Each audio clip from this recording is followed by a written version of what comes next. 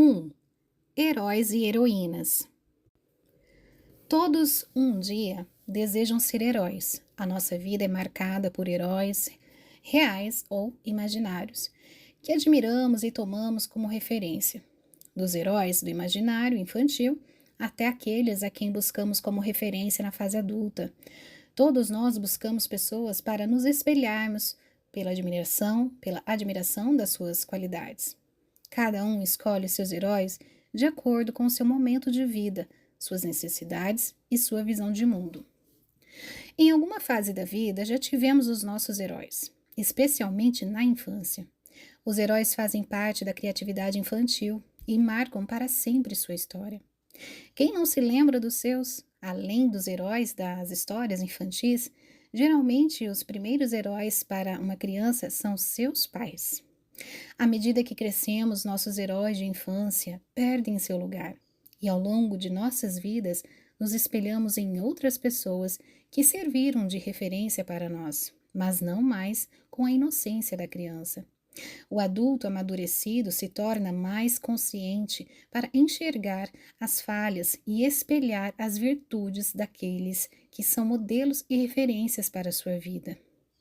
É o que se espera de um adulto, embora haja tantos ainda ancorados na adolescência. Muitas vezes as falhas paternas ficam tão fixas na mente do filho que se estabelecem como obstáculos para a sua vida. A admiração infantil se transforma em rancores, amarguras, sentimentos negativos que ancoram a pessoa no passado, obstruindo seu processo de crescimento e amadurecimento. A decisão de romper com esses padrões fixos de pensamentos é essencial para liberar a mente para as lembranças de exemplos bons, momentos marcantes e características positivas. Mas o que é um herói? O que faz um herói? Herói é uma pessoa que é referência para outros por atos de coragem e ousadia, que tem atitudes e ações que trazem benefícios para outros, mas que são implementadas enfrentando riscos. A Bíblia traz um extenso capítulo no livro de Hebreus, denominado a Galeria dos Heróis da Fé, que apresenta uma seleção de heróis e heroínas que marcaram a narrativa bíblica. Homens e mulheres movidos por uma causa pela qual entregaram suas vidas. Heróis têm uma causa, uma visão e uma missão, e por elas veem o invisível, ouvem o inaudível e enfrentam qualquer desafio. O primeiro versículo do capítulo 11 de Hebreus traz o belíssimo conceito do que move um herói na perspectiva bíblica. Ora, a fé é o firme fundamento das coisas que se esperam e a prova das coisas que não se veem. Hebreus 11, 1. Heróis têm uma causa, uma missão e uma razão por que lutarem. São movidos por cada uma delas. E é essa motivação que os impulsiona a saírem do comum e do natural para se moverem no sobrenatural. Assim como os heróis, a vida é movida também por causas. Quando compreendemos o propósito e o significado de nossa existência. Uma importante questão para cada cristão, para cada um de nós, é: qual é a causa que nos move? A resposta diz todo o sentido. A resposta diz do sentido, propósito e do significado da nossa vida. Mas o que faz um herói? O que distingue um herói de uma pessoa comum? Quais são os enigmas e segredos da alma de um herói? Como se faz a construção da história de um herói? São questões importantes para refletirmos e compreendermos nessa galeria de heróis. A Galeria de Heróis da Fé, que receberam destaque no livro de Hebreus. De início, já compreendemos que os heróis e as heroínas da Bíblia fogem da perspectiva humana que desenhamos em nossas mentes para os heróis. No entanto, cada um que faz parte dessa tão importante galeria de uma história marcada por adversidades, dores, angústias, lágrimas e sorrisos, conquistas e derrotas, alegrias e tristezas, e momentos de desânimo e de ousadia. Cada um tinha seus segredos de alma. muitas vezes verdadeiros enigmas incompreensíveis para eles mesmos, que o impulsionavam para o bem, mas que também poderiam dirigi-los para o mal.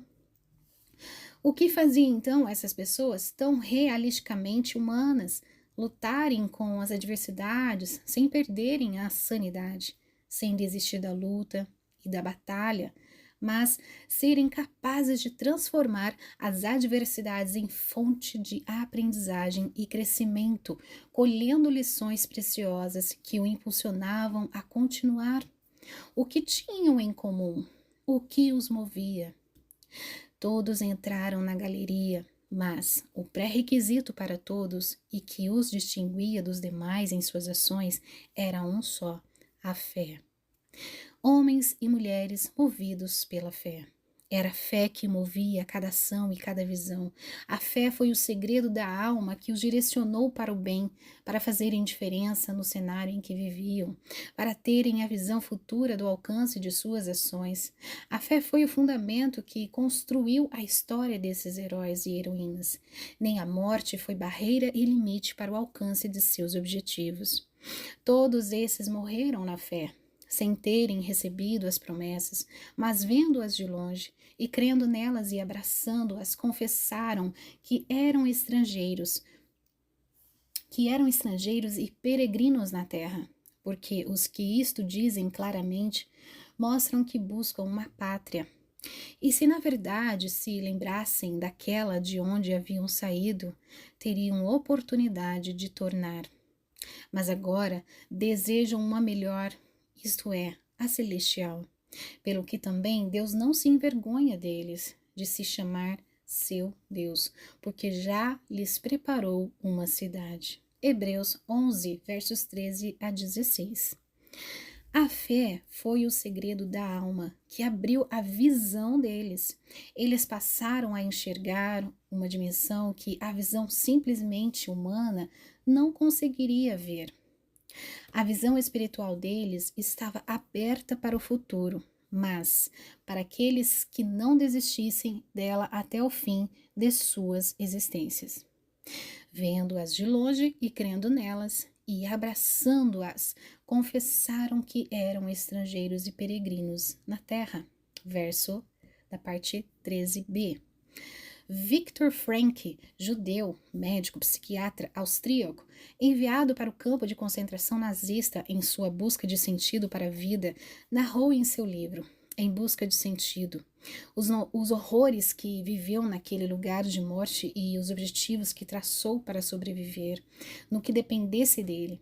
Muitos antecipavam a morte diante do desespero e das atrocidades inomináveis daquele lugar de horror.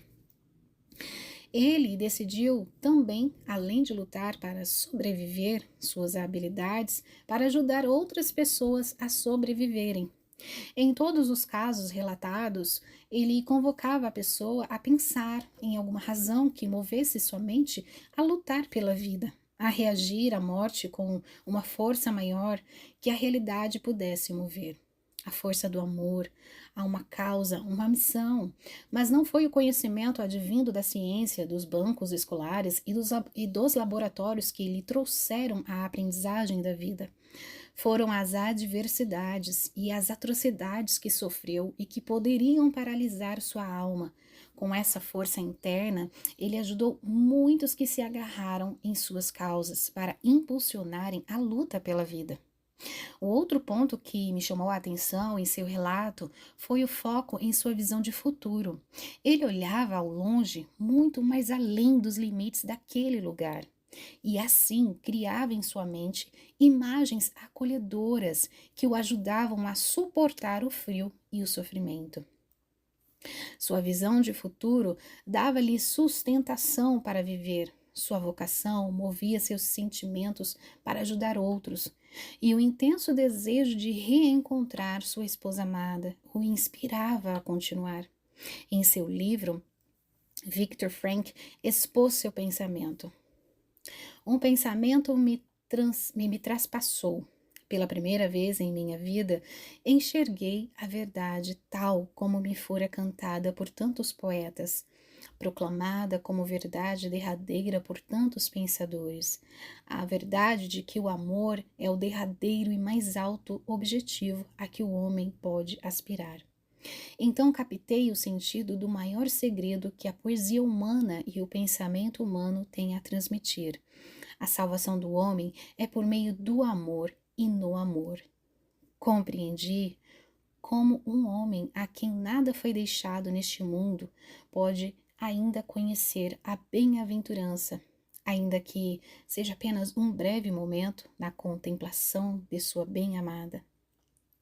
Numa condição de profunda desolação, quando um homem não pode mais se expressar em ação positiva, quando sua única realização pode consistir em suportar seus sentimentos de maneira correta, de uma maneira honrada, em tal condição o homem pode, por meio da contemplação amorosa da imagem que ele traz de sua bem-amada, encontrar a plenitude. A mensagem acima me remete à expressão máxima do sentido da vida. Porque Deus amou o mundo de tal maneira que deu o seu Filho unigênito para que todo o que nele crê não pereça, mas tenha vida eterna. João 3,16. Na verdade, somente o amor pode mesmo dar sentido à vida. Um amor que transcende a vida e dá significado à existência. Um amor que, em meio às turbulências do mar revolto da existência, pode lançar mão da esperança como âncora da alma.